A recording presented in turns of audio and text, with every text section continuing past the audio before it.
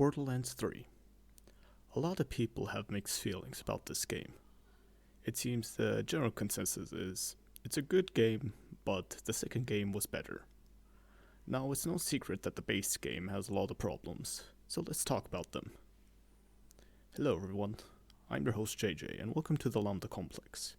A quick thanks to everyone who supported me on my last video. I really got a lot of support, and it did way better than I ever thought it would. But without further delay, my biggest problem with Borderlands 3.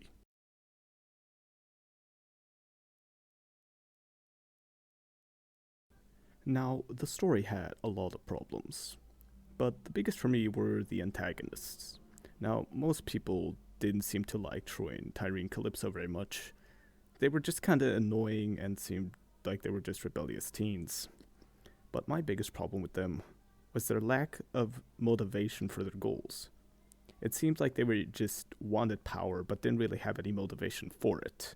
Now, to put this into better context, let's compare them to one of the best video game villains of all time, Handsome Jack.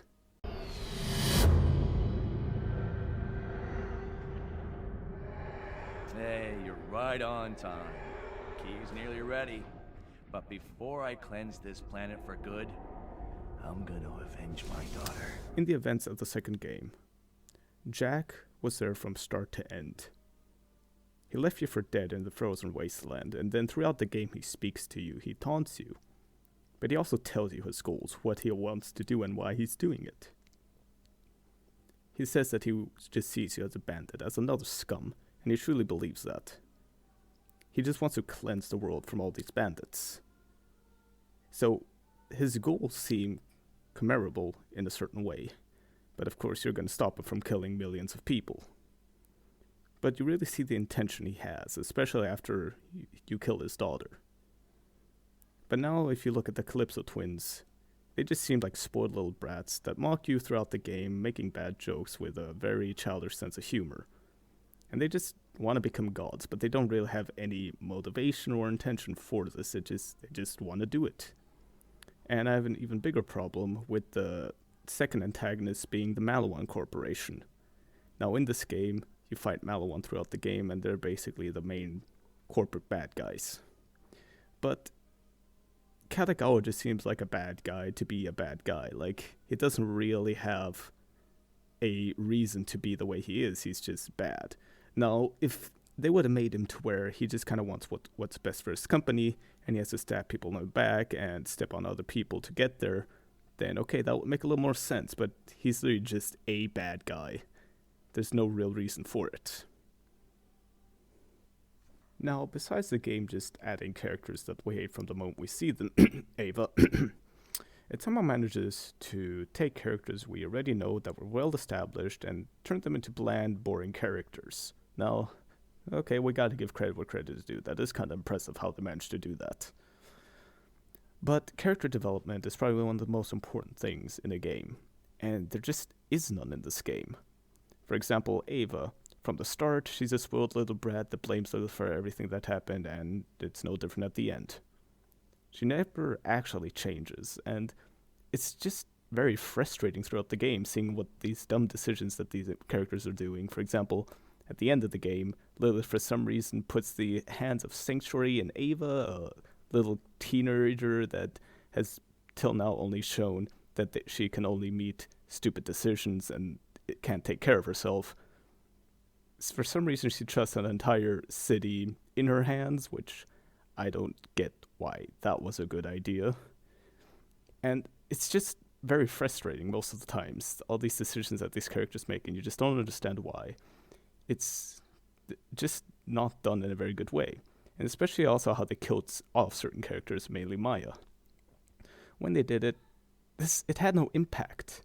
It didn't really change much. For some reason, they killed off this character in a very weird and stupid way. It didn't have any emotion in it. For example, let me show you how to properly kill off a character.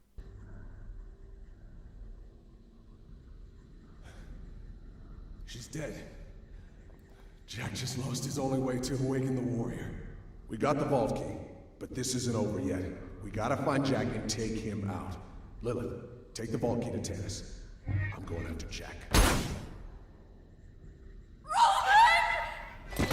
up? You bastard! I'm gonna... Language. What's that saying? Don't pick a fight with a man with nothing left to lose. See, I'm gonna show you just how much you have to lose. And I got the most powerful siren on the planet to do it with. Lilith, kill the Vault Hunter. We've got a date to keep with the warrior. Do it, Lilith.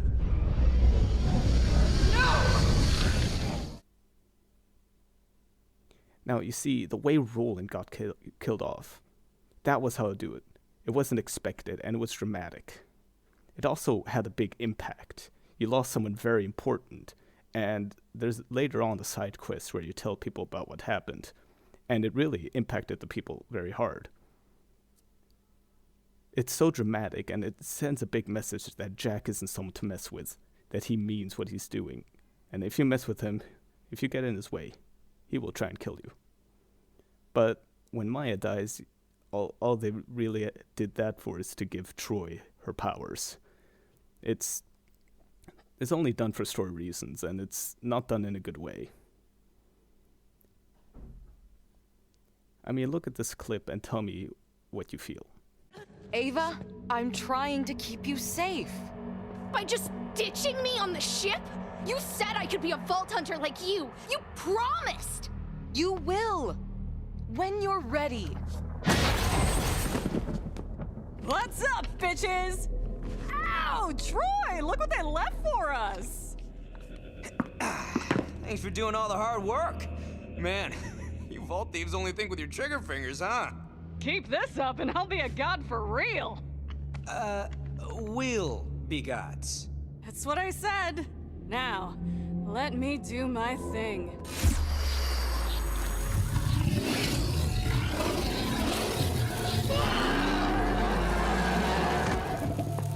No! What are you doing? Taking what's ours. See, the monsters don't protect the power of the vaults. They are the power of the vaults. And now it's all mine. Hey, save any for the parasite? Gah.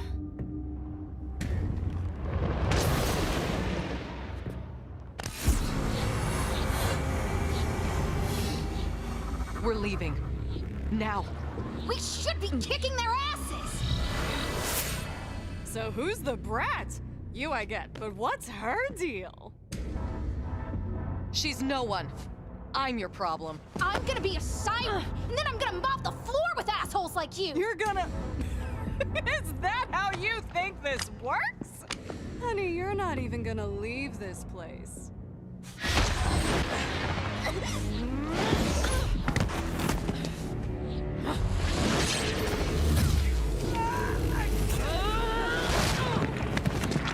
Put her down.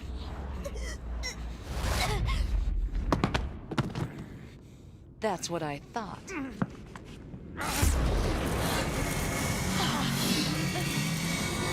Maya! Ava, don't!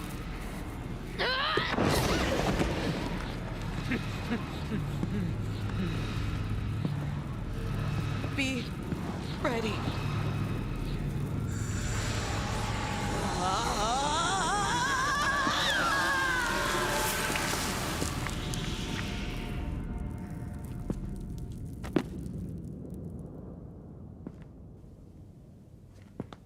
No!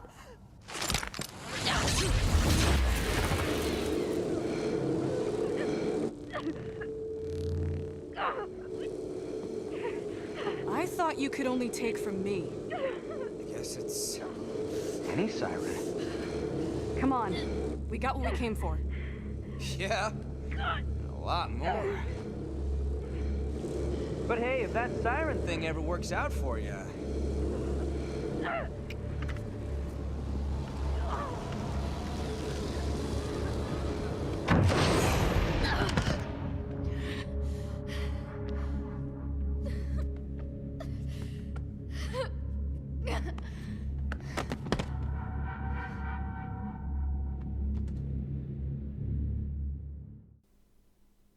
There's no emotion behind it. The only time I felt sad about her death was after playing the Krieg DLC and seeing how that impacted him. Now, if they did something like that in the story, in the main game, it would have been a lot different. But all that happened from that, Ava starts blaming Lilith for everything and how she couldn't help, even though Lilith obviously couldn't do anything at that point. And it's just very frustrating and annoying to see. And now, finally, my biggest problem with Borderlands 3. Pandora. Not just Pandora, but mainly the map design of the whole game, but Pandora mainly. Because Pandora, this is where we spent the previous 2 games on. This is the planet we knew. It was well defined. It had well defined areas and characters. But for some reason, in the 3rd game, it's just a different place. Not only do you not have diverse terrain and biomes like you do in the 2nd game, but all of these areas that you knew in the 2nd game and the 1st game, they were just gone. I thought that one of the best parts of the 2nd game was seeing all these areas from the 1st game. It was really cool to explore these things again and seeing what changed over the years. But in the 3rd game, you don't see any of these areas again. You had well-defined areas that people knew and loved, and you just decided not to add them in the game for some reason. Also, the parts of Pandora's that you are on, they just don't feel the same like they do in the 2nd game. They feel so big but so empty at the same time, and I think that's a big problem in this game. They focus so much on making a huge world, adding more planets and different areas to these planets, that they didn't care about making a good world. And that is some advice I would give to anyone making a game. Don't focus on making a big world. Focus on making the best world you can. I think that's very important, and I think it was the main reason that people didn't enjoy the 3rd game as much as they did the 2nd game, because it just felt so alien in a way. Now, Borderlands 3 does have good parts. I think that the movement, the combat, it does a lot of things great. But in general, the 2nd game and even the 1st game, I think, were a lot better, because they had great story, great character development. They had a lot of emotion in the story, and it was just done very well. But the 3rd game just feels rushed. They tried to make so many big things that they couldn't focus on small things that really made a game great, what really gave it its identity. And I think that's one of the biggest problems in Borderlands 3. This was Lambda Complex, now signing out.